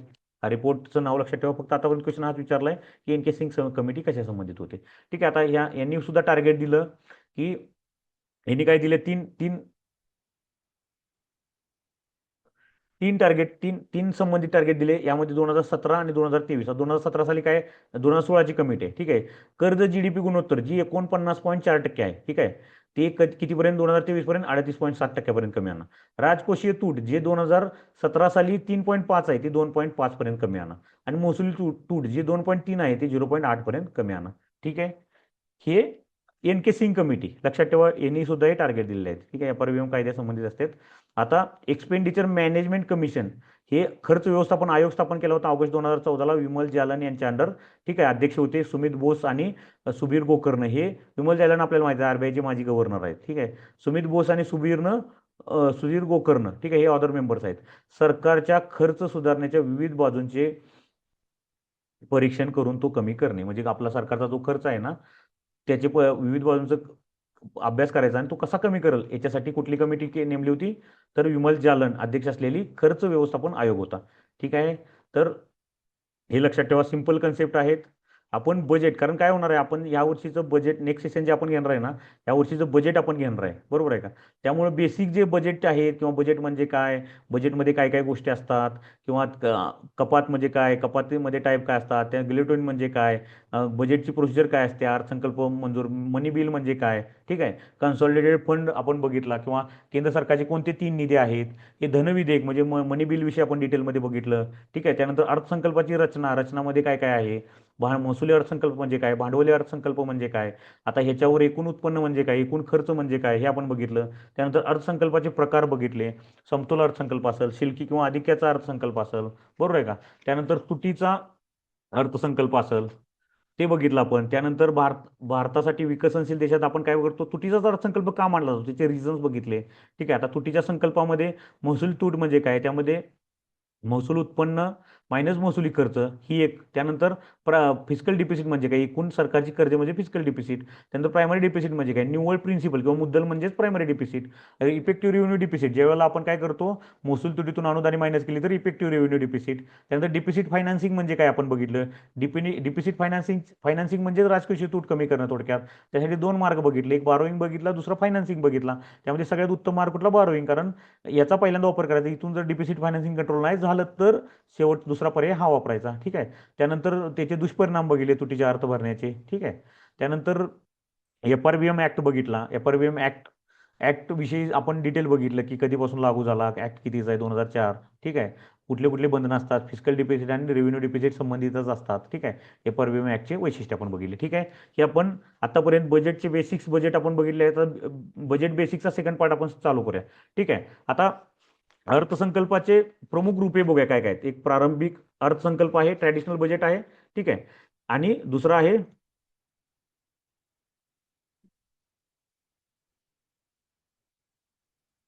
बघा ट्रॅडिशनल. आता बघा अर्थसंकल्पाचे प्रमुख रूपे बघूया. नेक्स्ट पार्ट आहे प्रारंभिक अर्थसंकल्प. याचे किती प्रकार आहेत? निष्पादन अर्थसंकल्प दुसरा प्रकार आहे. तिसरा आहे परिणाम अर्थसंकल्प आणि चौथा आहे शून्याधारित अर्थसंकल्प. ठीक आहे. एकदम बेसिक कन्सेप्ट फक्त मी यामध्ये सांगतो कारण आपली रिव्हिजन बॅच आहे. आता ट्रॅडिशनल म्हणजे प्रारंभिक अर्थसंकल्प याच्यामध्ये मुख्यतः काय असतंय, सरकारने किती खर्च होईल फक्त याचा उल्लेख असतो. काय असतो ह्यामध्ये? फक्त खर्चाचा उल्लेख असतो. ठीक आहे. यामध्ये फक्त खर्चाचा उल्लेख, एक्सपेंडिचरचा उल्लेख असतो. यामध्ये परिणाम किंवा त्याचा लाभ याचा उल्लेख कुठं असतो का? नसतो. म्हणजे सुरुवातीची स्टेज आहे आपण असं म्हणूया. ठीक आहे. Traditional budget. ठीक आहे. त्यानंतर कुठलं बजेट आलं? Performance budget. यामध्ये काय असतं? या परफॉर्मन्स बजेट म्हणजे यामध्ये आता वित्तीय बाबी तर आल्याच. आता यामध्ये आपण बघितलं फक्त वित्तीय बाबीचा उल्लेख असतो याच्यामध्ये. ठीक आहे. आता यामध्ये वित्तीय बाबी तर आल्या, याच्यासोबत भौतिक बाबी आल्या निष्पादन अर्थसंकल्पामध्ये. म्हणजे काय तर सरकारी सरकारची कार्य असतील, कार्यक्रम असेल किंवा कामकाज असेल. बरोबर आहे. त्याच्या संबंधी इन डिटेल त्यांचं जे बजेट असेल ते मंजूर होतं. त्यानंतर त्यातून आउटकम म्हणण्यापेक्षा आउटपुट काय निघतं, बरोबर आहे का? म्हणजे इनपुट आणि आउटपुटचा ह्या परफॉर्मन्स बजेटमध्ये उल्लेख केलेला असतो. ठीक आहे, हे परफॉर्मन्स बजेट. आणि याच्यानंतर जे येतं ते आता बघा, परफॉर्मन्स बजेटची जर टाइमलाईन आपण बघितली तर 1953 साली हे डीन ॲपलबी, ठीक आहे, यांनी पहिल्यांदा अर्थसंकल्पाचा अभ्यास केला. पुढील 73-74 म्हणजे जे ॲडमिनिस्ट्रेटिव्ह रिफॉर्म कमिशन आले होते त्यामध्ये सुद्धा आपण हे मार्गदर्शक तत्त्वे म्हणून जाहीर केलेले आहेत. ठीक आहे, आपला जो परफॉर्मन्स बजेट आहे तो पहिल्यांदा कुठं वापरला, USA मध्ये 1951 मध्ये वापरला. ठीक आहे, यामध्ये लक्षात ठेवा, या दोन्हीमध्ये म्हणजे ट्रॅडिशनल बजेटमध्ये फक्त वित्तीय बाबीचा अभ्यास केला जातो. यामध्ये वित्तीय प्लस भौतिक म्हणजे बाबा वित्तीय तरतूद आहे त्यातून काय रिझल्ट आहे ह्याचा आपण यात विचार केला जातो. आता आउटकम बजेट म्हणजे ह्याची नेक्स्ट स्टेप असते, बरोबर आहे. तर ह्याच्यामध्ये काय काय येणार, वित्तीय येणार, भौतिक येणार, बरोबर आहे, आणि त्याचा परिणाम सुद्धा येणार. म्हणजे काय जाणार, आता समजा आपण एक एक एक एक्झाम्पल आपण बघूया की स्कूल आहे, बरोबर आहे. स्कूलमध्ये काय झालं, इनपुट काय, आपण फिजिकल रिसोर्स गव्हर्नमेंट बजेट मंजूर केलं, बरोबर आहे. त्याचं आउटपुट काय आलं, स्कूल आलं, आणि त्याचं आउटकम काय आलं, एज्युकेशन. म्हणजे यामध्ये इनपुट्स म्हणजे फिजिकल रिसोर्स म्हणजे आपण काय म्हणतो त्याला, स्कूलसाठी लागणारे जे साहित्य असतील ते, त्याच्यातून आपण आउटपुट म्हणजे भौतिक काय येणार, स्कूल, बरोबर आहे, आणि त्यातून त्याचा आउटकम काय निघणार आहे, तर एज्युकेशन. ठीक आहे, तर याच्या संबंधित जे असतं ते आउटकम बजेट असतं. आलं लक्षात? या तीन तीन फक्त कन्सेप्ट लक्षात ठेवा. आणि शेवटचा शून्य आधारित अर्थसंकल्प. आता आपल्याला माहिती आहे आधी आतापर्यंत अर्थसंकल्प कसा मांडत होते, तर आता समजा एखादी योजना असेल किंवा एखादी मिनिस्ट्री असेल, मागच्या वर्षीचा खर्च बघायचे, नेक्स्ट इयरला तोच खर्च मांडला जातो, बरोबर आहे. आता आपण काय करायला लागलो, मागचाच खर्च पूर्ण आहे असं कन्सिडर करण्यापेक्षा गव्हर्नमेंट म्हणायला लागलं. कारण काय बघा, बऱ्याचदा मागील वर्षाच्या अनावश्यक योजना असतात किंवा अनावश्यक खर्च असतो, तो पुढे आहे तसा चालू ठेवला जातो, बरोबर आहे. त्यामुळे अर्थसंकल्प सतत वाढत्या खर्चाचेच असतात. हे टाळण्यासाठी हा शून्य आधारित अर्थसंकल्प आला. हे कोण आहेत, पीटर ए पियर याचे जनक आहेत.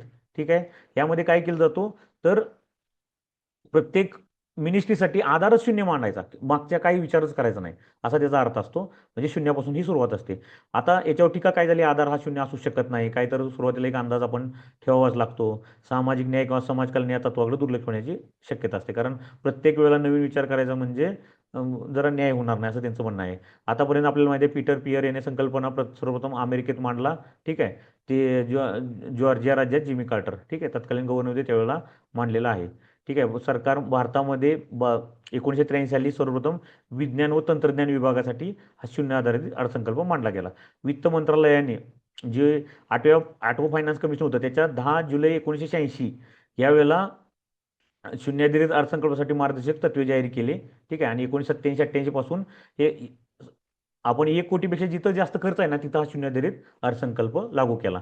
मग राज्यस्तरावर जर आपण विचार केला तर 1980 साली महाराष्ट्र शासनाने 42 विभागांसाठी शून्याधारित अर्थसंकल्पाचा पहिला प्रयोग केला. त्यावेळेला मुख्यमंत्री होते शंकरराव चव्हाण होते, वित्तमंत्री सुशीलकुमार शिंदे होते, आणि वित्त राज्यमंत्री श्रीकांत जितकर होते. ठीक आहे, जिचकर होते.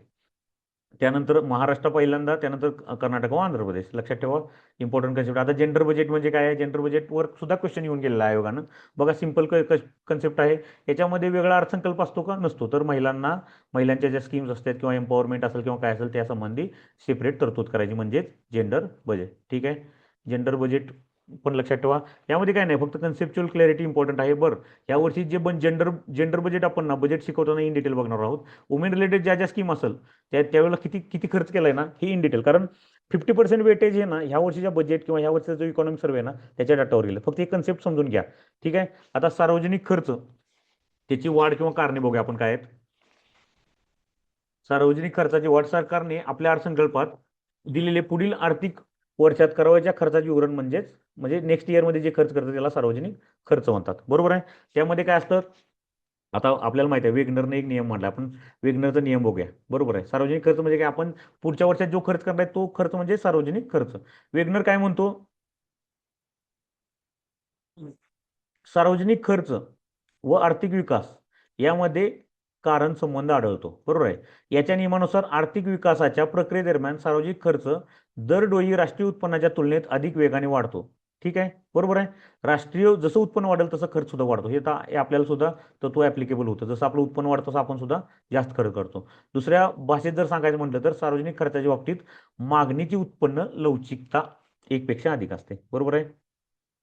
म्हणजे बघा काय झालंय, आता अर्थव्यवस्थेचा विकास कसा होतो, एकदम गुंतागुंत पद्धतीने होतो, बरोबर आहे का. सरकारला नेहमी अधिक खर्चच करावा लागतो, बरोबर आहे. अशा खर्चाची सरकारनं तीन गोष्टी यामध्ये गोष्टी सांगितल्यात. जेवढी इन्कम होतं त्याच्यापेक्षा जास्त खर्च का होतो, तर तीन महत्त्वाच्या गोष्टी सांगितल्यात. एक तर अंतर्गत कायदा सुव्यवस्था राखण्यासाठी अधिक खर्च होतो.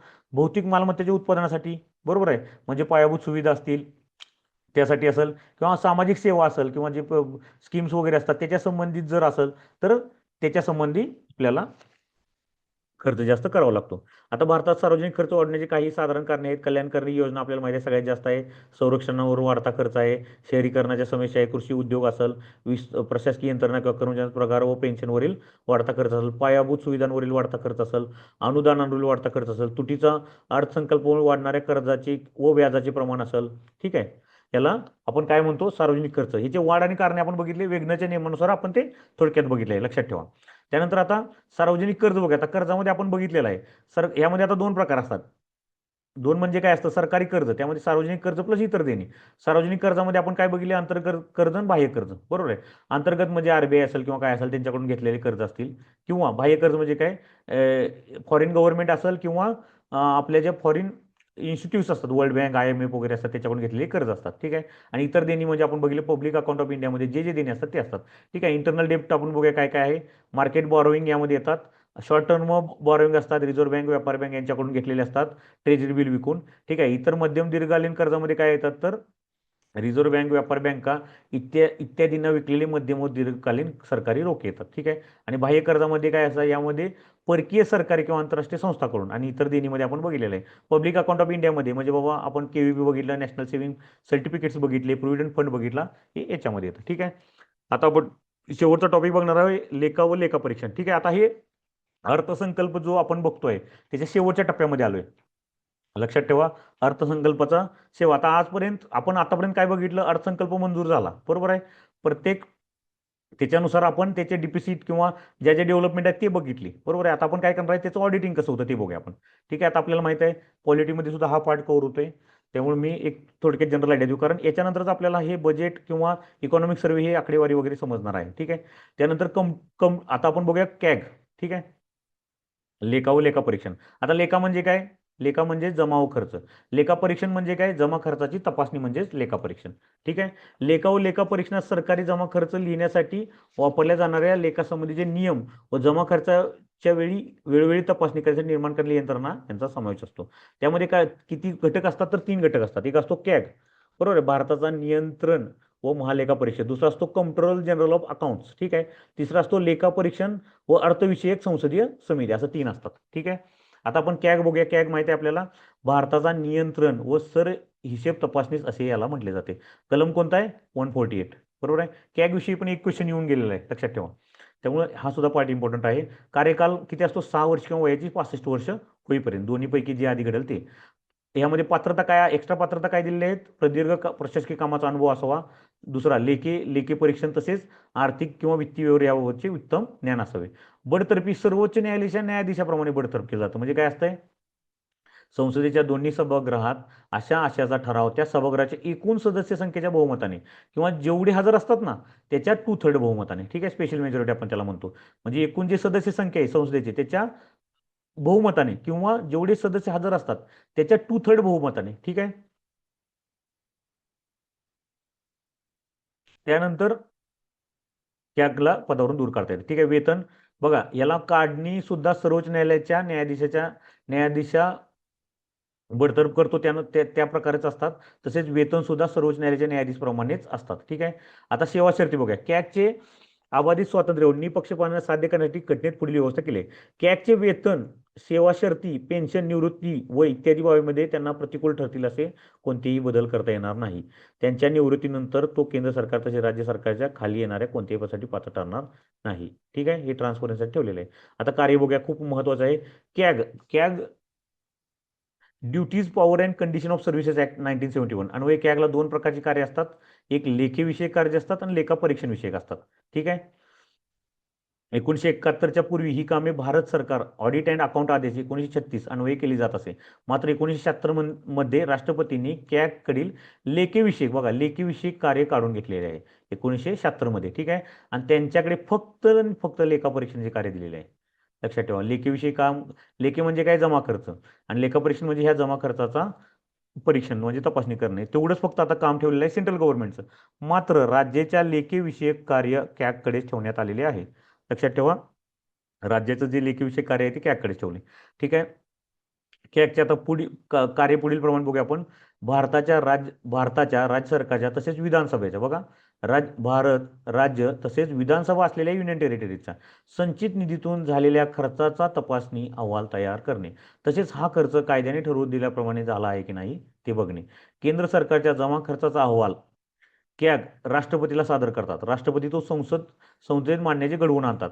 संसद तो लोकलेखा समितीकडे पाठवला जातो. लक्षात, पहिला काय करतो, कॅग राष्ट्रपतीला देतो, राष्ट्रपती संसदेकडे मांडतात आणि संसद तो लोकलेखा कमिटीकडे देतो. ठीक आहे. लेखा कमिटी काय करते, त्याचा पूर्ण अभ्यास करते व करून स्वतःच्या केंद्राच्या जमा खर्चाबाबत दुय्यम अहवाल तयार करते. या अहवालात नंतर संसदेत पाठवला जातो, नंतर चर्चा होते. लक्षात, पहिल्यांदा कॅग कडून राष्ट्रपतीकडे दिला जातो, त्यानंतर राष्ट्रपती संसदेत मांडण्याची घडवून आणतात, तिथून तो लोकलेखा कमिटीकडे दिला जातो आणि तिथून परत संसदेत परत एकदा मांडला जातो. म्हणून कॅगला काय म्हटलं जातं, लोकलेखा समितीचे कानोडोळे म्हटलं जातं. हा पॉलिटिक्सचा प्रश्न आहे, पण तरी पण लक्षात ठेवा. ठीक आहे. कॅगला लोकलेखा समितीचा मित्र, मार्गदर्शक तसेच तत्वज्ञ असेही म्हटले जाते.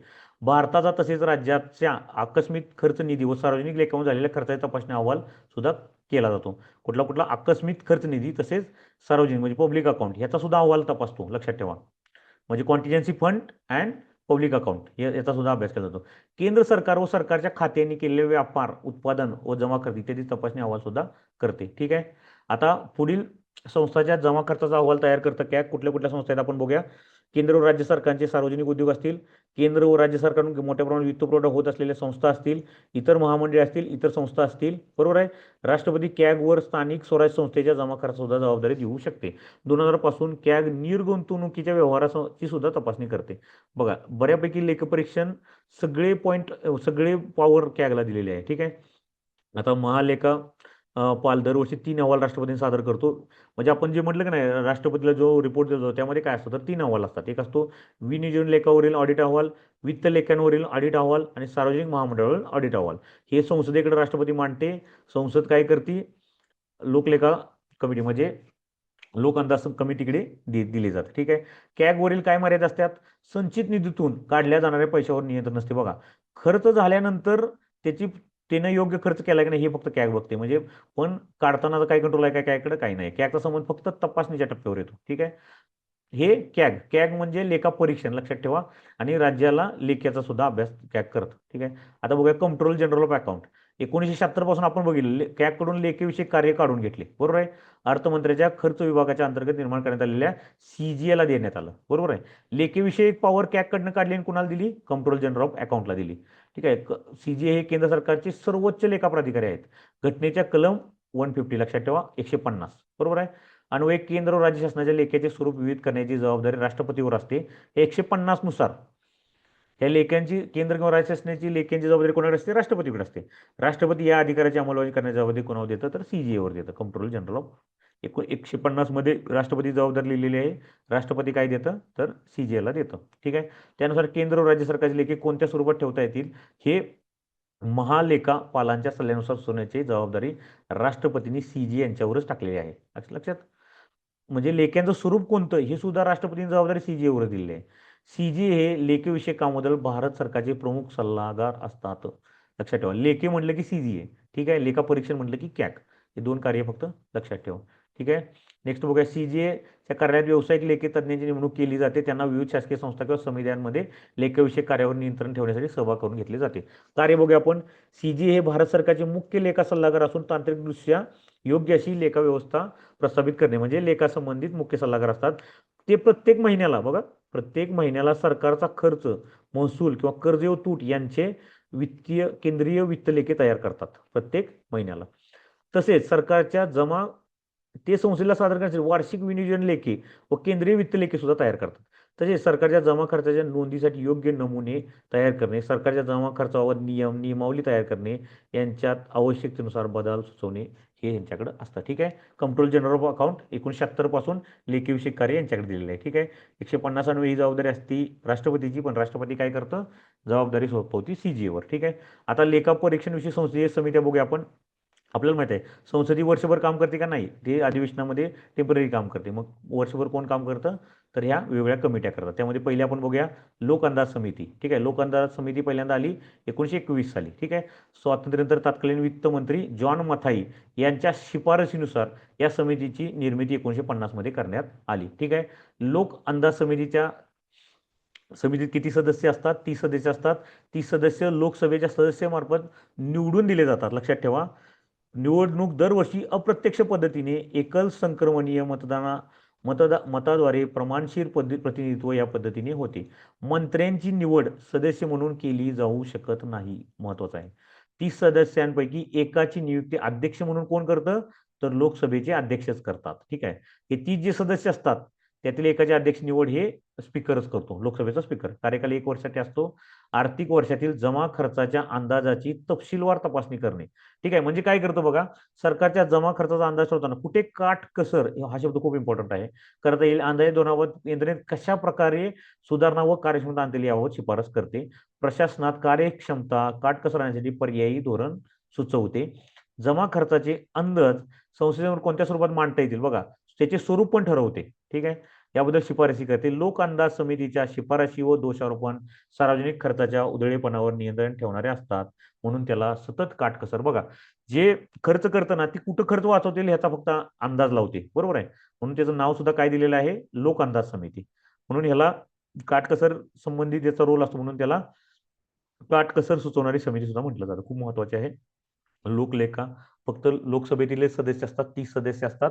हे पॉलिटीसाठी पण इम्पॉर्टंट आहे आणि अर्थशास्त्रासाठी. ठीक आहे, आता बघूया लोकलेखा समिती, बघूया पब्लिक अकाउंट कमिटी आपण बघूया. 1919च्या मॉन्फोर्ट सुधारणानंतर 1921 पासूनच लोकलेखा समिती स्थापना झाली. यामध्ये 22 सदस्य असतात, त्यापैकी 15 लोकसभेतून, 7 राज्यसभेतून. ठीक आहे, आणि हे सेम अप्रत्यक्ष असतात. एकल संक्रमणीय मताद्वारे प्रमाणशीर प्रतिनिधित्व या पद्धतीने होते. लोकसभेच्या 15 सदस्यांपैकी एकाची नियुक्ती समितीचे अध्यक्ष म्हणून लोकसभेच्या अध्यक्षामार्फत केली जाते. ठीक आहे, 1967 पासून अध्यक्ष विरोधी पक्ष असावा असं संकेत पाळला जातो. 1967 मध्ये मीनू मसानी या विरोधी पक्ष सदस्य नियुक्ती लोकलेखा समितीचे अध्यक्ष म्हणून झालेले आहे. ठीक आहे, कार्यकाल 1 वर्षाचा असतो. ठीक आहे, लोकलेखा समितीला लोक अंदाज समितीची जुळी भगिनी सुद्धा म्हणतात. लक्षात ठेवा, जुळी भगिनी सुद्धा म्हणतात, कारण दोघांची कार्य एकमेकांना पूरक अशी असतात. लोकलेखा समिती सरकारी तिजोरीतून काढल्या गेलेल्या पैशाचे जमाव खर्च लेखे तपासते.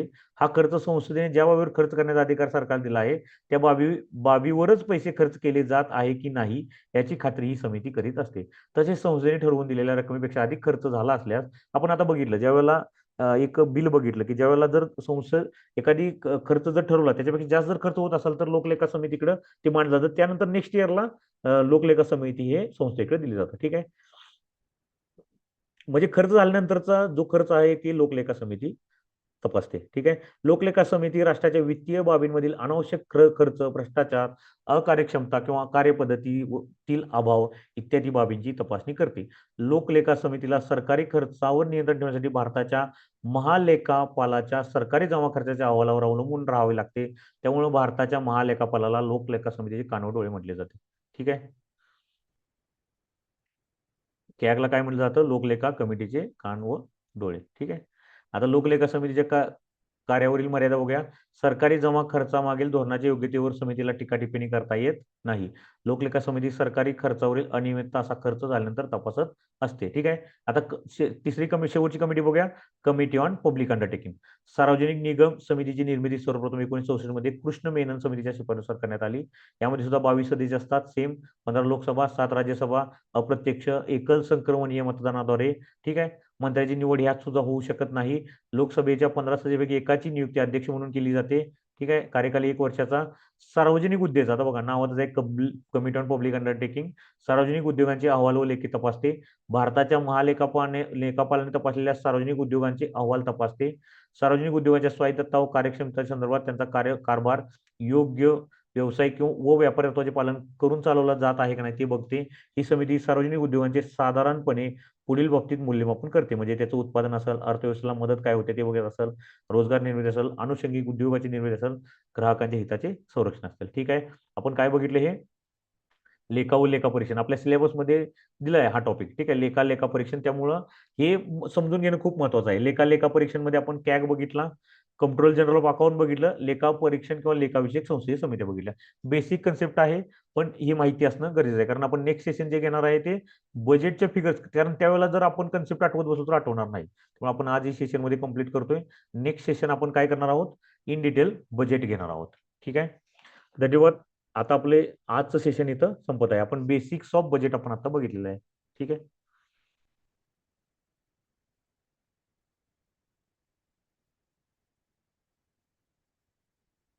कुणाच्या काही शंका असल्या तर विचारू शकताय तुम्ही.